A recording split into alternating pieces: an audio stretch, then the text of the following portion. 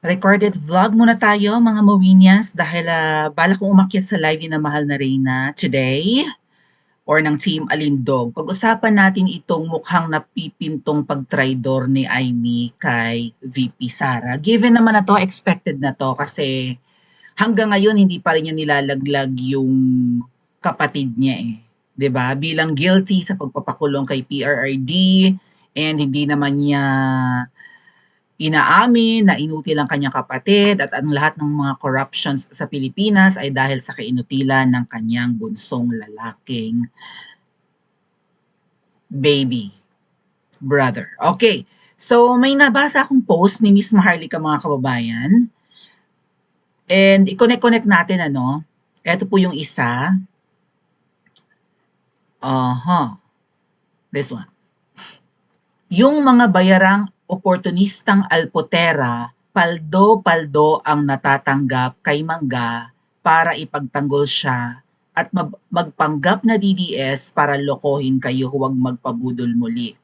So, iilan lang kami noon na umiimik mga kababayan patungkol sa mga double agents, hindi ba? Kaya nga siguro sa tingin ko gigil na gigil si Chongki Lee sa akin ay dahil nabuking ko itong spy mission, 'di ba?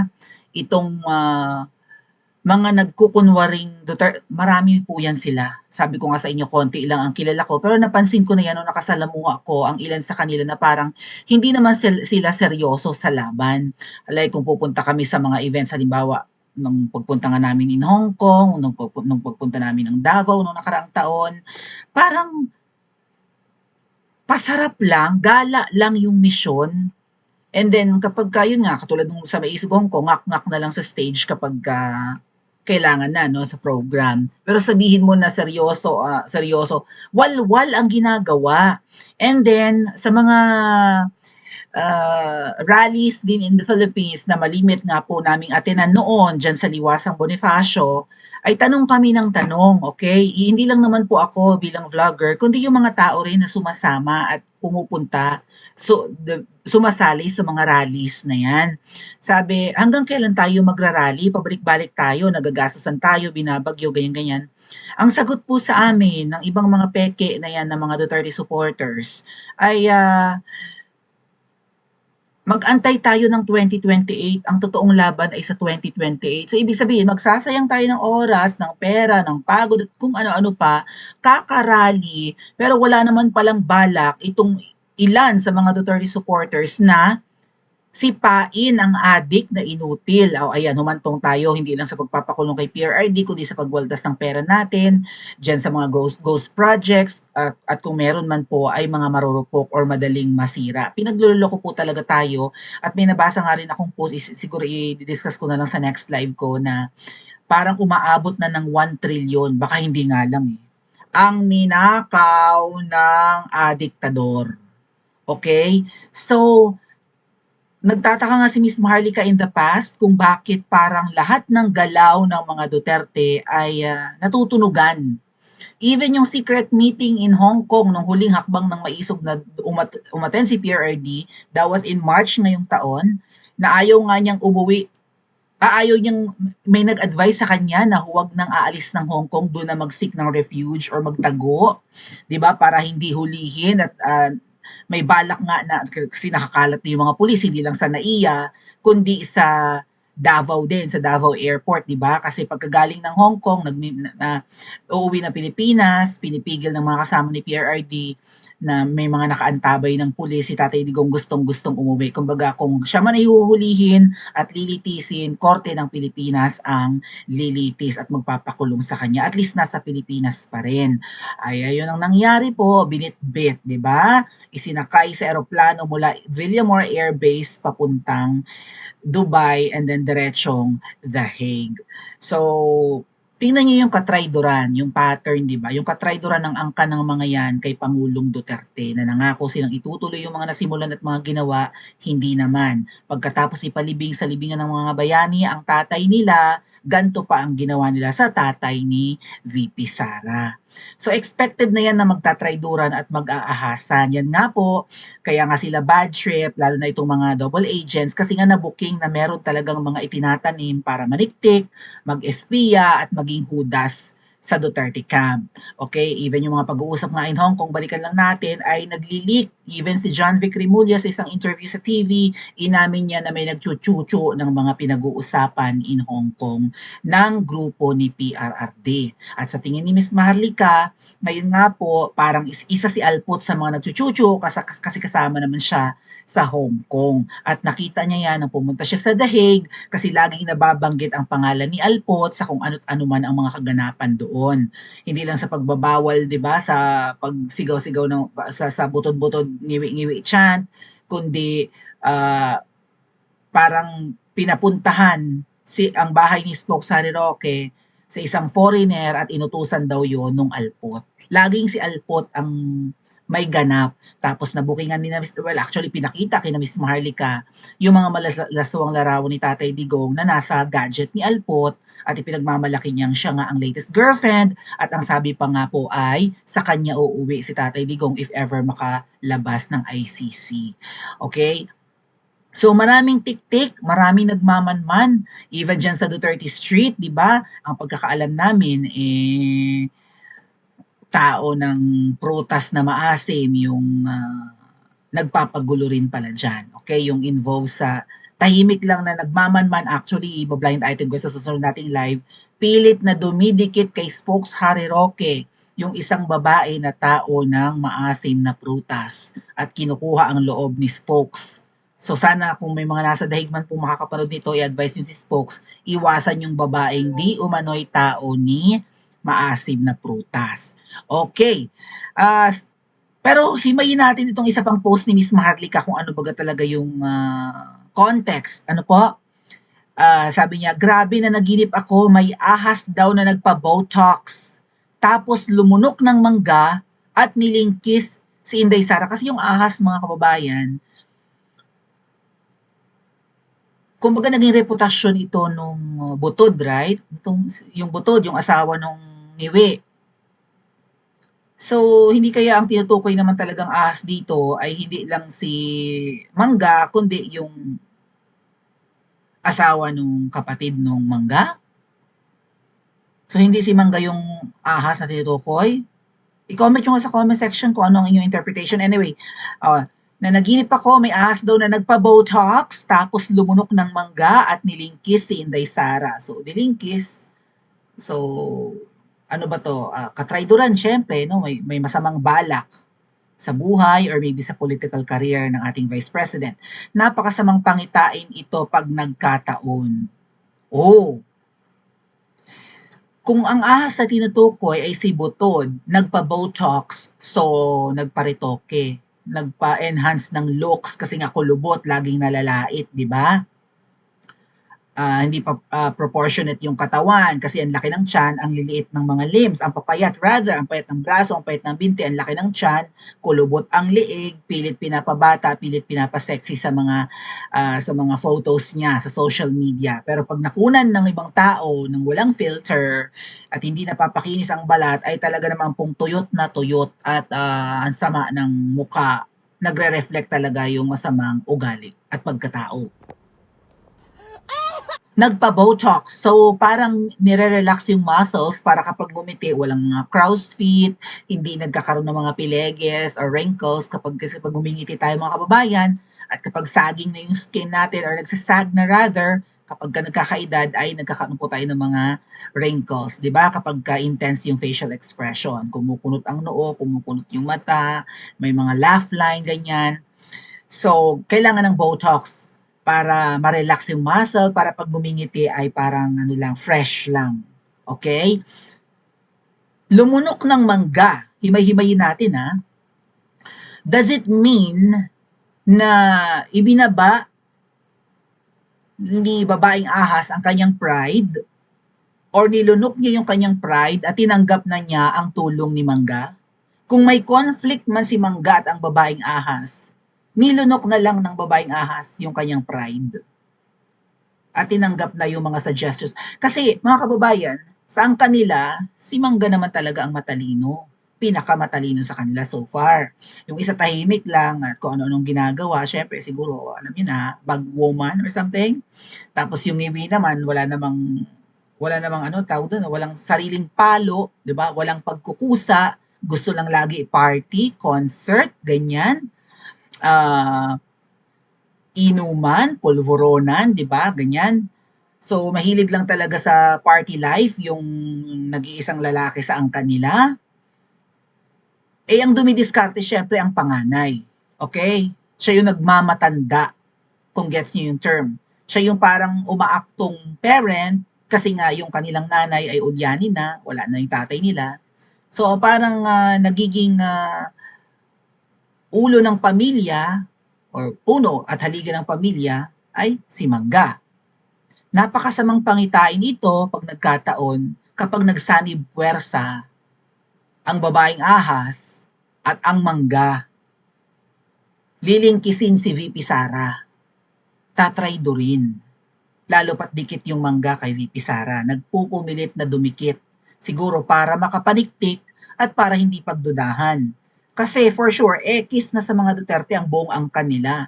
Pero siya, di ba, katulad ng kampanyahan, bigla siyang sisipot sa kung saan si VP Sara a-attend ng rally or ng campaign, di ba, katulad kina Mayor Isko noon, biglang sulpot doon si Mangga, nagsusumiksik.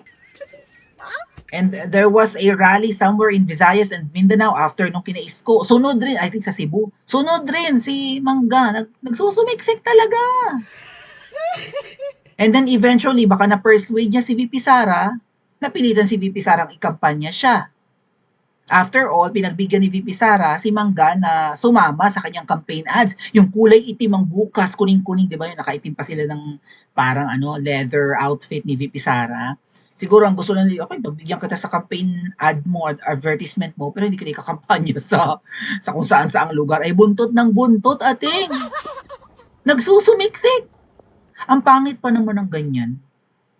I mean, di ba kayo, kung meron kayong mga friends, tapos may isang parang OA na at dikit ng dikit, mag-iisip ka, ano-anong pakay nito? Mangungutang ba ito? Or naniniktik lang ito? Or masyado lang kinukuha at sumisip-sip lang ba sa akin?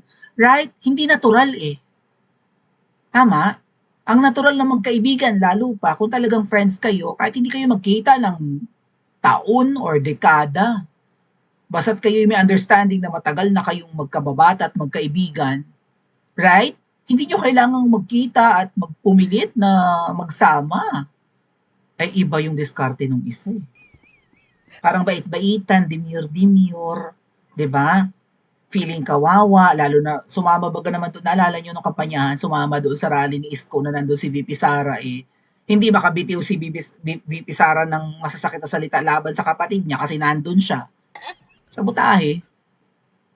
So, may nalaman kaya si Miss Maharlika mga kababayan na intel na nag-meet yung dalawa or nag-usap yung dalawa and then i-execute na ang paglingkis kay VP Sara?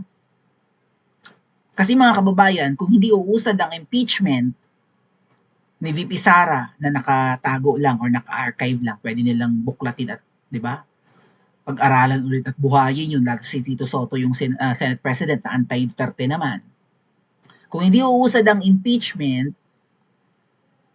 at si VP Sara yung constitutional successor, kung ano't ano man ang mangyari kay Ngiwi, maimbalido, maaksidente, ma-overdose, mategi, tumakas, si VP Sara ang susunod na leader ng Pilipinas. Hindi papayag ang angkan ng mga magna.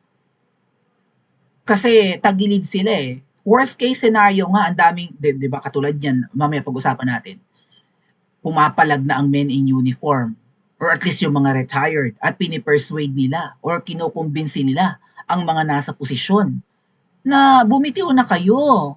Right? Kumalas na kayo sa pagsuporta dyan kasi tingnan nyo ang ginagawa. Ang lala ng korupsyon, pinoprotektahan nyo pa. Maawa kayo sa mga anak at apo natin. Baka ma-persuade eh. Baka maengganyo. So, tumatagilid na ang bangka. Therefore, kung sakasakali man na mawala si Ngiwi, matakot, tumakas at tumukha namang duwag, no? Kung hindi man ma-overdose or mategi, tumakas na lang out of fear, hindi lahat nasisilaw sa pera, tama mga kababayan? So kailangan ng pumalit, hawak pa nila sa leeg. Kailangang mawala si VP Sara sa landas nila. Right?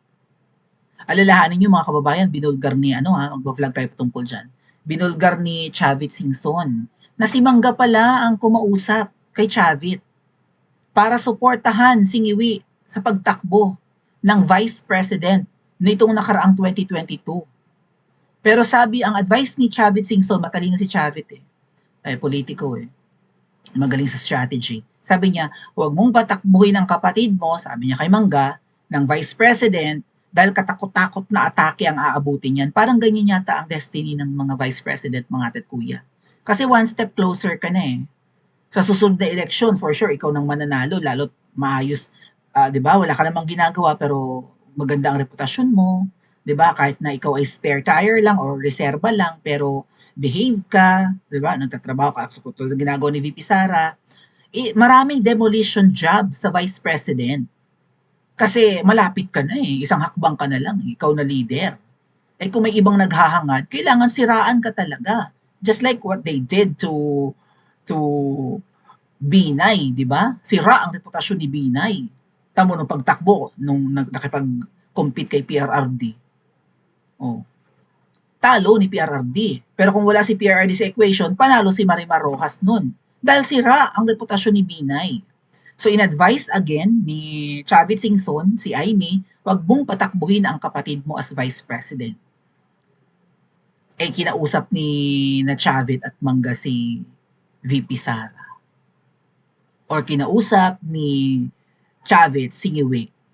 At sinabi, or ang Mayor's League or whoever, iba-vlog natin mamaya, pakikinggan natin mamaya, na okay, tutulong si Chavit sa pagtakbo ng kapatid ko for Vice Presidency or makikipag-tandem kay VP Sara, pero merong bagong idea si Manong. Si Chavit nga, sabi ni Mangga. Yun daw yung sinabi. May mas magandang ideya si Manong. At yun yung sinabi ni Chavit Singson. Tumakbo kang president at yayain nyo si Sara. Right? Ganun. O kaya makipag-tandem ka kay Sara as Vice President, kung ano parang ganoon, kung hindi tatakbo si Sara, tumakbo ka as President, Marcos Jr. Parang ganoon. Ngayon, kung tatakbo si Sara presidente, hindi ka naman kayang lumaban, mag-Vice President ka na lang ni Sara. Safe ka na. Kasi Duterte yan. Poprotektahan ka niyan.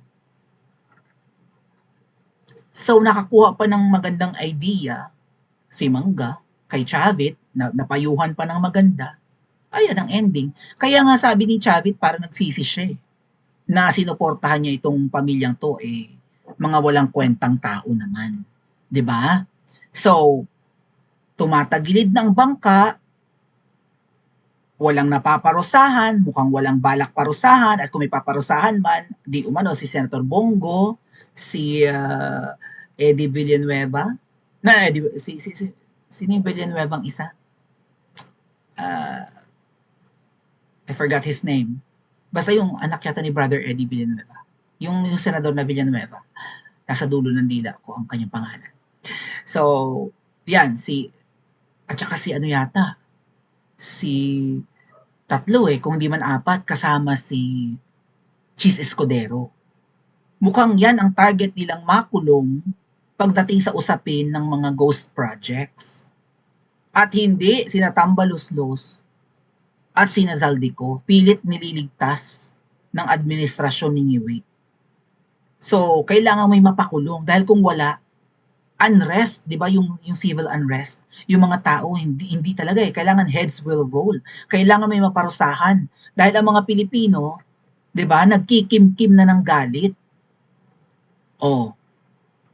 So, kung sakasakaling tumagilid ang bangka, at kung ano man ang mangyari, kung tumakas man sila, lalo na inutil naman yung nakaupo, kailangan ang papalit hindi si VP Sara. Kailangan iba na pwedeng hawak pa nila sa leeg Nandiyan nakaabang yung bagong Speaker of the House, baka mamaya ibalik yan kay Tambay. 'Di ba? Kaibigan daw ni Tambay yung bagong speaker. Nandiyan si Tito Sen na sunod-sunuran naman at anti-Duterte pa. What if kung ano't ano man ang mangyari kay VP Sara, kung malingkis man nila at magawa nila ng masama, hindi lang impeachment, alalahanin nyo may Operation Romanov. Ano yung una? Oplan Eliminate the Enemies, and then Operation Romanov, and then Oplan Horus. Oh, meron pang di ba sabi ni VP Sara, nakatanggap siya ng tip na balak talaga siyang gurgurin. Balak siyang patayin. At doon nga siya nagsabi na pag may nangyaring masama sa kanya, meron na siyang inutusan.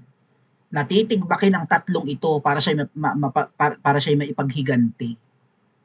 Oh. Hindi sila papayag na uupo si VP Sara. Hindi lang sa mga panahon na worst case scenario ay may mangyaring masama kay Ngiwi or tumakas out of takot, kundi sa 2028 hindi sila papayag na another Duterte. Hindi lang ang angkan nila yan, mga ate at kuya. Markado na sila eh. Ang angkan nila, nambudol sa lahat, hindi lang sa pamilyang Duterte, ang nagpakulong kay PRRD.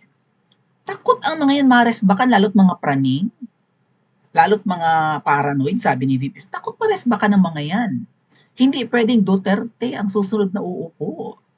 Gagawa nila ng paraan. Pupuluputan nila ang lieg ni VP Sara para lang pigilin yan. Gagawa nila ng lahat ng paraan. Baka hindi lang impeachment, baka gurgur. Nag-post si Doc Lorraine, di ba? Mukhang itutuloy nila yung balak nilang pagpapatumba, literal, kay VP Sara. Parang dead man na sila, sino ba yung inutusan? Mukhang wala naman, baka naman ang babluff lang eh. Parang ganun yung dating. What do you think, mga kababayan? Nang babluff lang ba si VP Sara nung sinabi niya may inutusan siyang maghiganti para sa kanya? Pa-comment nga po sa comment section at mag-like and subscribe din po kayo.